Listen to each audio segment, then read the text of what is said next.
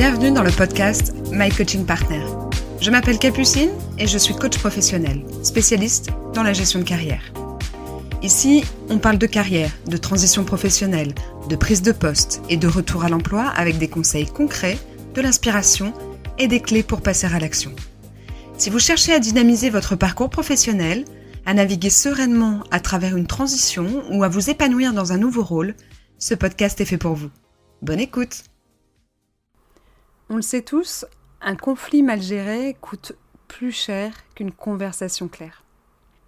Et pourtant, la majorité des managers évitent les conversations difficiles. Ils accumulent, ils tolèrent, ils espèrent certainement que ça va se tasser jusqu'au jour où ça explose.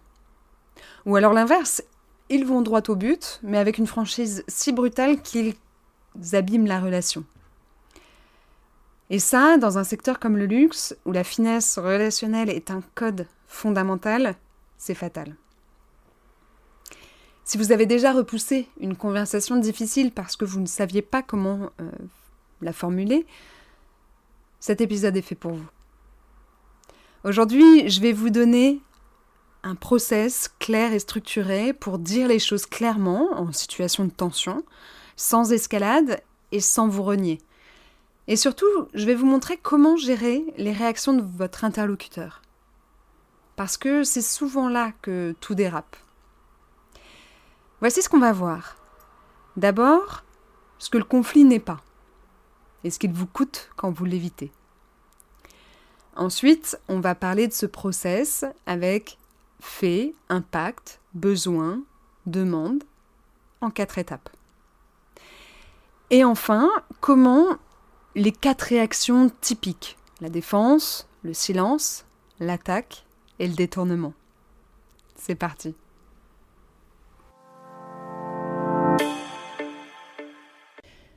Avant de vous donner le process, je veux recadrer ce qu'est réellement un conflit professionnel. Parce que le mot fait peur, et souvent c'est cette peur qui empêche d'agir. Un conflit, ce n'est pas une guerre. Vous n'êtes pas en train de vouloir détruire quelqu'un. C'est pas non plus un procès. Vous n'avez pas besoin de prouver que l'autre a tort.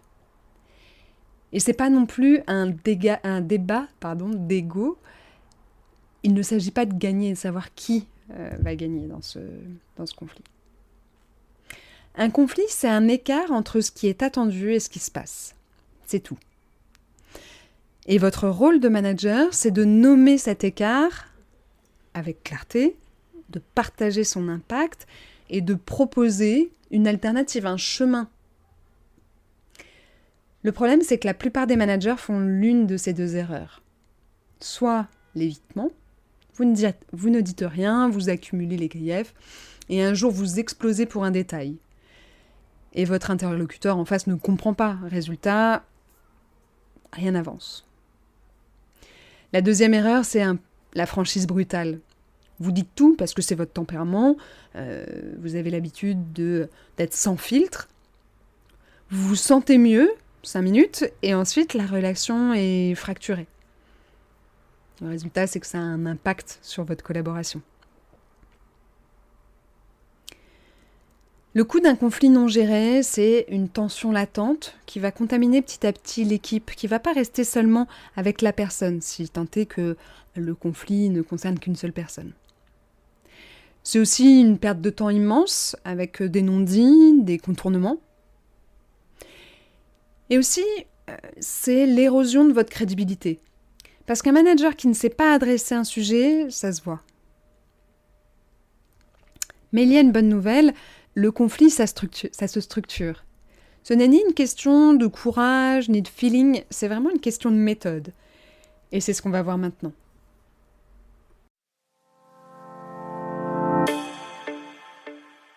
La méthode que j'utilise, elle tient en 4 étapes. Les faits, le ou les impacts, le besoin et la demande. Chaque étape prend entre 1 et 3 phrases. C'est vraiment très court, c'est clair et c'est terriblement efficace.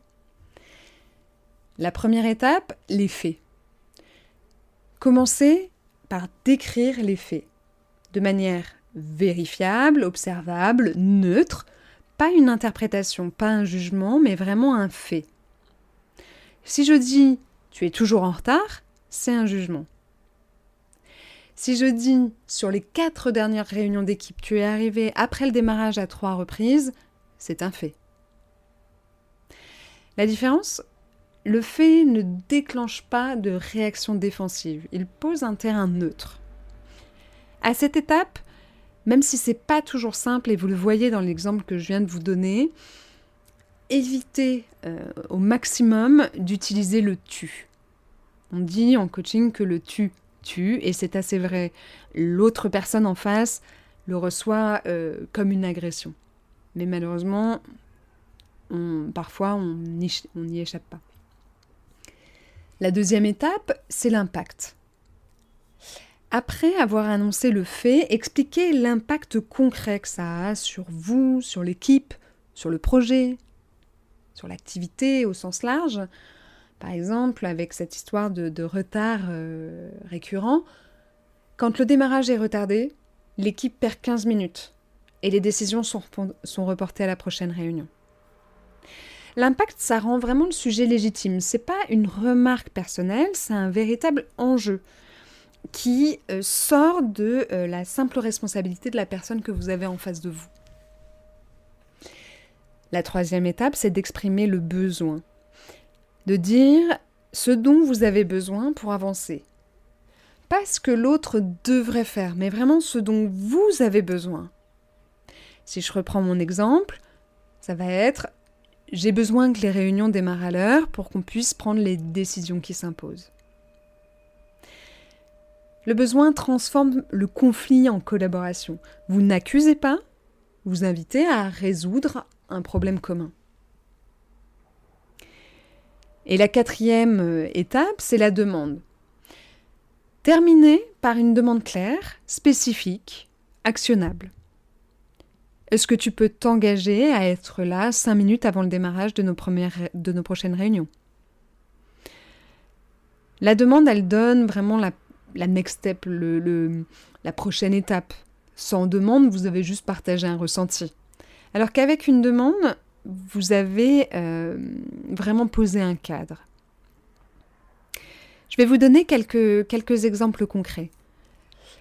Un feedback à un père qui ne partage pas les informations claires. Sur les 2 derniers projets, je n'ai reçu les chiffres de performance qu'après la deadline de reporting. On est dans le fait. Le résultat, c'est que mes propres analyses étaient incomplètes et que le COMEX a posé des questions auxquelles je n'ai pas pu répondre. Impact. J'ai besoin d'avoir les données au moins 48 heures avant les deadlines pour garantir la qualité de nos livrables. Besoin. Est-ce qu'on peut caler un point chaque mardi pour synchroniser nos données ? Demande. Comme vous pouvez le voir, on est vraiment sur 4 phrases, aucune accusation, aucun jugement et surtout un next step concret. N'hésitez pas à préparer les discussions au début, vraiment à être peut-être un peu trop scolaire, mais en tout cas, avant que ça devienne un réflexe, vraiment une pratique courante que vous déployez, n'hésitez pas à prendre le temps de préparer. L'idée, ça ne va pas être de lire mot à mot votre préparation, mais vraiment de clarifier votre pensée. Quand les faits sont clairs dans votre tête, ils sont clairs aussi lorsque vous les exprimez. Et maintenant, une fois que vous avez dit ce que vous aviez à dire, il y a un deuxième défi, c'est gérer la réaction de l'autre. On va le voir tout de suite.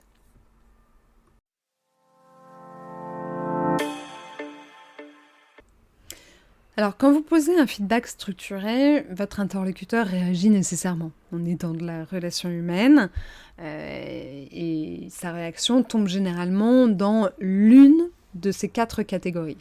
Je vais vous dire comment les gérer. La première réaction, ça va être la défense. L'autre va se justifier, chercher des circonstances atténuantes. Votre réponse, je vous invite à valider l'émotion et de revenir très rapidement aux faits. Sinon, vous risquez de rester bloqué à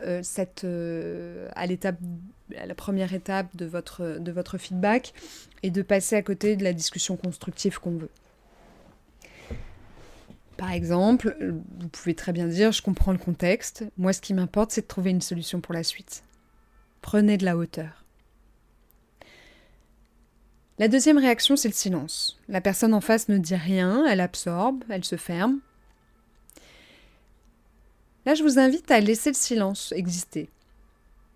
On a toujours un peu peur du silence, il gêne, mais parfois il a certaines vertus.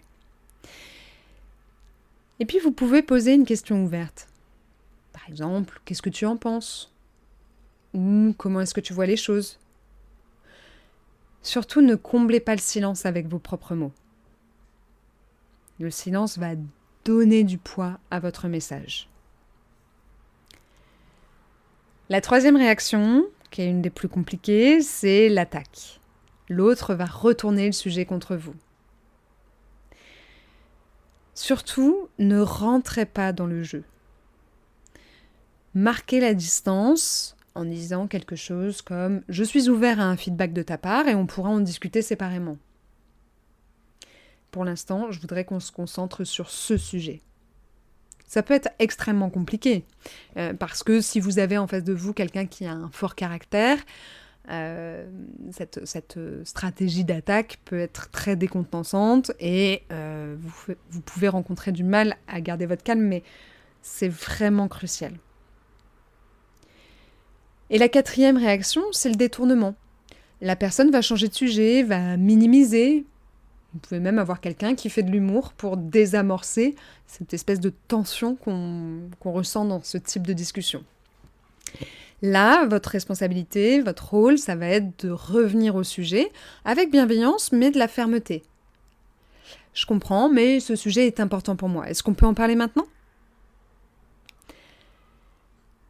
Le point commun de ces 4 réponses, de ces 4 réactions, enfin de ces 4 manières de réagir aux réactions de votre interlocuteur, c'est de rester stable. Vous ne montez pas en pression, vous ne cédez pas non plus. Vous maintenez le cadre avec calme et clarté. On est vraiment sur la stabilité émotionnelle d'un manager. Elle ne s'improvise pas et elle se prépare.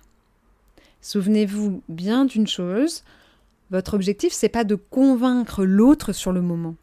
Votre objectif, c'est de poser le sujet clairement et de définir la prochaine étape. Et le changement viendra après.